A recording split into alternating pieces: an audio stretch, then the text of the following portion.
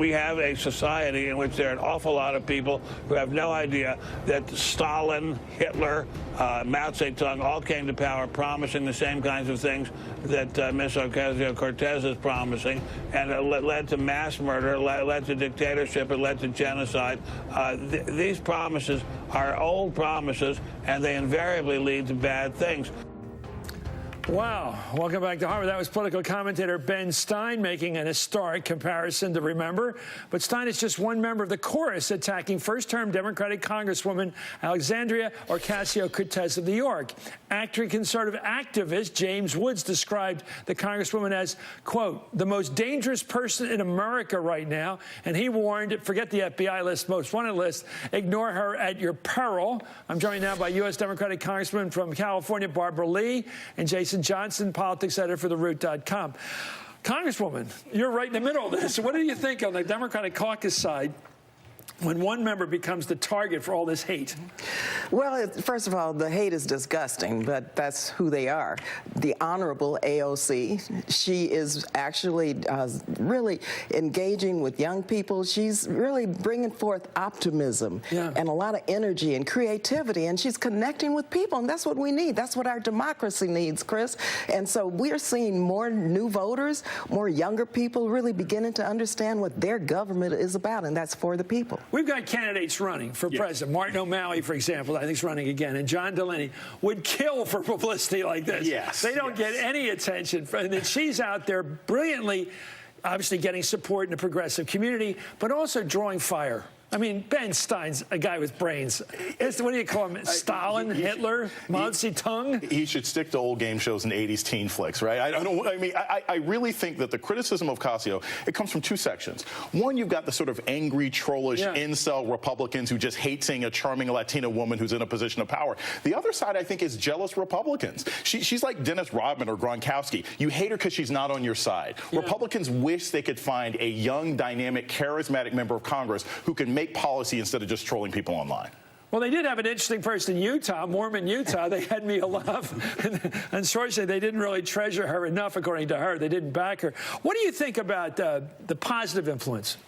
You're a progressive. What's the positive influence of her? The positive influence primarily take what she is able to do with young people and organize and really bring people in so they get to understand their government, how their government functions, and that they are part of this democracy. So many people feel disconnected from Washington and from their government.